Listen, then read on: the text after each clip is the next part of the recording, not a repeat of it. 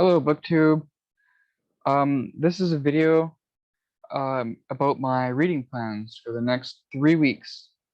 I have a challenge for myself, just a small 3-week challenge that I've been wanting to do for a really long time, but I've never really had the enthusiasm enough to, or the will to sacrifice 3 weeks of my reading time in a way to do this. And so it's a long time coming, really.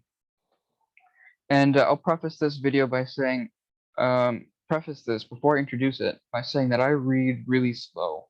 I read approximately 20 to 30 pages an hour, and and that means I get through books really slowly. And I've, for the longest time, that's really frustrated me. And then that's, and you would normally say that's not how you should be reading. That's not the proper way to read, because the book reading shouldn't be about the numbers, about how fast you read or uh, how many books you read. And that's not the concern with me, because I've never been one to count my reading. The books that I read every year, I don't count that until after the year is over. uh, like I think last year I read maybe 30 some books, but some of those were pretty big. But even then, that's really slow. And even then, that's taking into account all the time I'm at university, where my personal reading really, really slows down. So then I have small chunks of reading time where I'm reading really, really slow. And so the whole point of this challenge that I'm going to introduce is my desire to improve my reading speed and my reading comprehension. And these two really have to go together for me, because I believe it's very, very possible to have both improve at the same time. So many people usually conflate the two, where they think that if you want to read faster, that your comprehension necessarily goes down.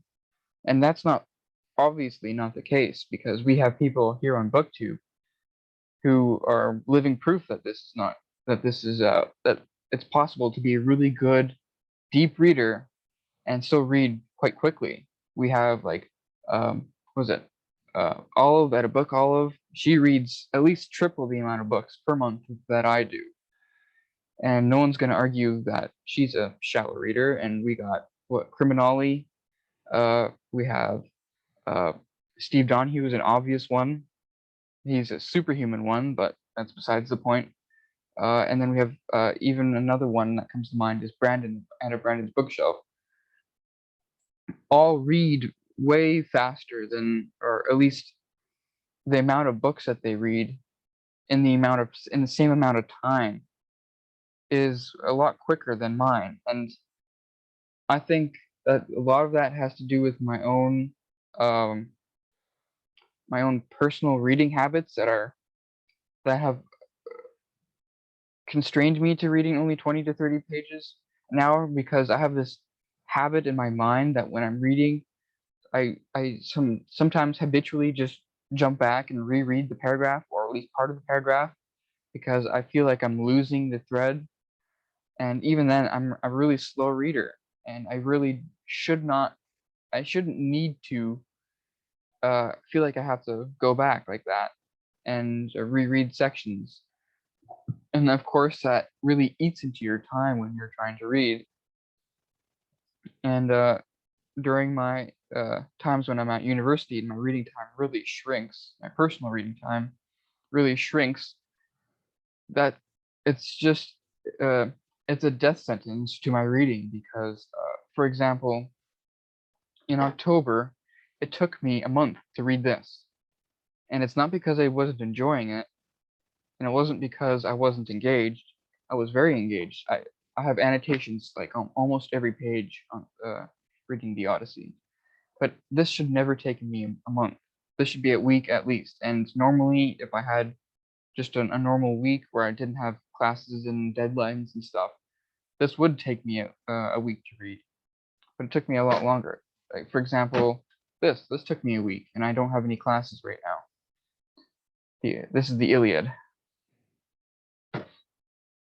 and the Iliad is longer than the Odyssey, from what I understand.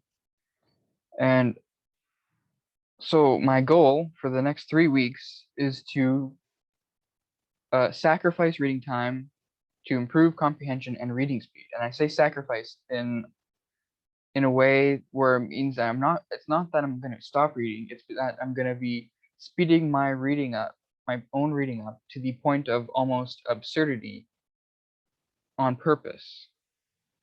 And I want to explain this a bit. I'm going to be my goal is to double my reading speed. So I want to be at least 50 pages an hour by the end of, I guess I can't expect that to be by the end of the 3 weeks, but that's my goal. And I'm going to just give it 3 weeks. And at the end of the 3 weeks, if my reading is miserable and I'm not comprehending anything that I'm reading, just trying to read fast, then I'm just going to give it up and maybe go back to it when I have some more time. But my goal is to actually sit there and read my book and deliberately not skim. I'm looking at all the words, but just go really, really fast and be okay with not comprehending what I'm reading. Or I'm going to comprehend sections, but I'm not going to comprehend everything, even though I'm looking at every single word. And this is not going to be speed reading because I'm not skimming. I'm not going to skim at all. I'm going to still be reading. My brain is going to process the words, but I'm just not going to, my reading skills are not developed enough to be able to do that to the point where I can comprehend it. But I've been practicing a little bit, and I believe that it's very possible to do. So I'm going to basically zoom through books like this as fast as I can, where I still have a reasonable chance at comprehending it, but faster so that my brain is forced to adapt to the speed that I'm reading at. So if my brain really wants to comprehend what I'm reading at a level that's faster than what I am at right now, it's going to have to catch up with the way I'm my brain processing the words that I'm reading has to catch up with my speed. And that's the whole point of my 3 weeks challenge. Is I'm assigning myself 4 books at least each week that I'm going to read through. So in 1 week I'm going to read 4 books. So this week I have 4 books planned out. Next week I have 4 books planned out, and then the next week I have 4 books planned out. And the reason why I have 3 weeks is because it's in that 4th week that my university classes start up again, and then my reading is gonna change again. So I have 3 weeks that I have over the holidays to dedicate to really improving my reading speed and my reading comprehension. And I chose books deliberately that are books that I don't think will be favorites, if that makes sense. Books that I want to read, but books that I don't think are books that will be anything other than a solid read. They're not books that I will actively dislike, or else I never would have bought them in the first place. But they're books that I'm interested in, but I'm not terribly enthusiastic to read them, if that makes sense. I'm still gonna read them because that's just how I read. I bought these books and I don't want to unhaul them, and so I'm going to share them. And the first book is The End of the European Era, from 1890 to the present. And this is by Felix Gilbert and David Clay Large. This is a textbook I had to read for history in one of my history classes, and it was basically a World War I, World War II history class. And so we only got halfway through the book, but I kept my bookmark in here because I've always intended to read the rest of the book, which goes all the way up to 2009, which is when this book was updated to the latest point this book was updated. And this was a really good reading experience, and it was actually reading this book where I found out that the readability was on such a level that I was actually reading this book faster than at speeds that I normally read, even though this has smaller print. It also has a decent amount of pictures in it. Let's see if I can find some here. Yeah, there's one right there. Decent amount of pictures in it. Two, not color or anything, and they're not egregious because most of the pages look like this, just walls of text. And I have 300 pages left to go, and I'm gonna choose this as the first book that I'm gonna start off with to try to speed read. And since this one I know already what to expect, and that it's conducive to me, who's a slow reader, and I can read it at a relatively quick speed, this will be just a good start. I want to start off positively on this challenge. And then I chose another nonfiction book and 2 fiction books. And what other way to attempt speed reading where I know I'm not going to comprehend everything right away is because that's the whole point, is that I'm reading beyond my level of comprehension, while still taking in the words, but just not comprehending them, as a point to improve my comprehension and improve my reading speed. What better way to do that than to choose a contemporary novel? I don't read contemporary novels very often, but I do have a decent amount on my shelves that I haven't got to. And this one is The White Tiger by Aravind Adiga. Normally, this kind of sticker, which says it won the Booker Prize in 2008, would be very off-putting to me, and I would not buy it. But for somehow, I remember this book being recommended. I think it was on BookTube. I forget who it was. It might have been Steve. I remember this book being recommended somewhere, and I saw it at a used bookstore for really cheap, and I picked it up because that's what I do at used bookstores. I take chances for really cheap, and this is that kind of book. I've read the first few pages already, which is what I do with almost all my new books that I buy. I just read the first few pages to get a little flavor of the book, and I did that with this book, and it's written as just one giant email, from what I understand, of some eccentric character writing to some uh, high official in the government that would never really respond to some kind of eccentric person like this. That's, other than me reading the plot description, that's all I really know. And I'm not going to bore you with reading the plot description, because if this book looks in any way interesting, you can look that up yourself. And if I don't comprehend this book very well, I think it'll be easy to read because just from looking through it, it's contemporary fiction, and it's not Tolstoy. I can always go back to it if I feel like it's worthwhile, and if I feel like I missed out too much trying to practice my comprehension on a book like this. But yeah, the main reason why I'm choosing a book like this to try to improve my comprehension is because I don't have high expectations for this novel in the first place. But let it prove me wrong. I'll gladly be proven wrong if that's the case. The next book is technically nonfiction, but I included it as fiction because that's what it's called on the back. It's called a fictionalized account, so it's basically autofiction. But it's Ernest Hemingway's Green Hills of Africa. And this is the reason why there's a confusion of whether this is fiction or nonfiction. It's because the events in this book basically happened, but Hemingway writes it as if it were a narrative novel. I don't know if I don't think Hemingway's in by name in here. So it's basically him and his wife, or his wife at the time of this book. Hemingway had many wives, but Hemingway and his wife at the time go to on a safari expedition in Africa, and he writes about the account in here in this book. And I've read Hemingway before. I've read Sun Also Rises, and I've read a few of his short stories, and none of them have impressed me at all. They all just seem like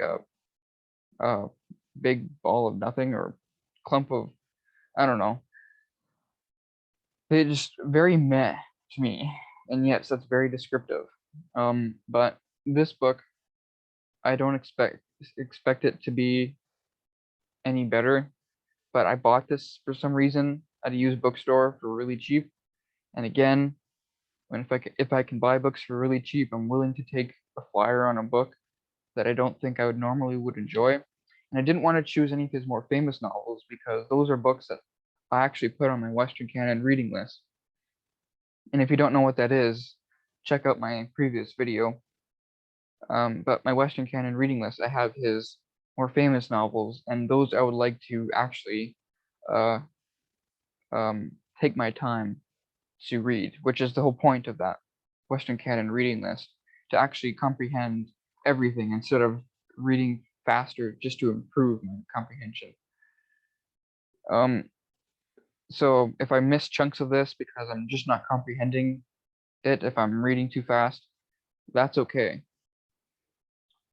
If I feel like there's anything worthwhile in here that I do comprehend while I'm training, because that's what this is, I'm training. I'm using these novels as a springboard for training, for fixating my brain so that I can improve my reading comprehension and my reading speed. And that's what I'm choosing, books that I felt like were most conducive to that goal, instead of books that I believe will be favorites, because I'm not going to read Middlemarch during this time because I really want to give Middlemarch the time that it deserves, or I feel like it deserves. But books like this I can toss off and really test myself. And the last book is a nonfiction book. It is The Cure for Catastrophe: How We Can Stop Manufacturing Natural Disasters by Robert Muir-Wood. This is a nice hardcover. It's a relatively new book. I got this because it was really, really cheap online. I think my local book retail seller had a deal where you can buy 3 hardcover books, nonfiction books, for $20. And I got this, and I got 2 other hardcover books. And basically, and this was basically the odd one out of those 3 books that I selected, because the other 2 were books I really wanted. But then to get those 2 books cheaper, I had to choose another hardcover to get it under $20, because I think it was like $10 per hardcover that they had. But then you get a third book for $20. So I picked this one up because it's about natural disasters. And what I understand this book is about how humans, not about how like climate change and how climate change is creating natural disasters, or human-made climate change is creating more natural disasters normal. It's about how humans build in the wrong place. So if you look at the cover, we make stuff, or we have houses and stuff all along the coastline in places that are known for, say, flooding, or for hurricanes, or even tsunamis. And so it's basically how humans build build cities, or habitats in places that are very prone to natural disasters. And that's what I understand this book is about. And I guess I'm looking forward to it. I mean, the premise is interesting, but I don't know how serious it'll be if I blow through this and I think I'm missing more, and that it'll improve on a reread. Then that's what I'm gonna do. So those are my 4 books. I'm going to attempt to read all 4 of these books by next Sunday. So this one will be finishing, and then reading these 3 by next Sunday, because today is the 18th, and next Sunday is Christmas. And I should have lots of time to dedicate to reading this, which is kind of ironic because there's been booktube videos that I've been wanting to make, and I haven't had time to make them. The least of which, not the least of which, is a video on Homer, which I need to prepare for, and it will take time to make. But yeah, that's my goal. So that's my TBR for this week, basically, for the challenge. It's a 3-week challenge, a 3-week speed reading challenge. That's my first week. I do have my next, the other 2 weeks planned out as well, but I will only reveal those as the weeks go by. So I'll do in a week. I hope to do a recap of this week, how far I got, or if I got farther than I thought, and I added more books. Considering I read only one of these types of books a week, I don't expect to go further than these 4 books. But next week I have only one physical book, and then the rest are on my Kindle or on my Kobo. And as you see, this is the collected essays of Virginia Woolf. She is not part of this challenge at all. It's just I've been reading some of her essays. Yeah, that's it. If you have any questions, then feel free to leave a comment, and I can clarify exactly what I'm doing there. Thank you, BookTube.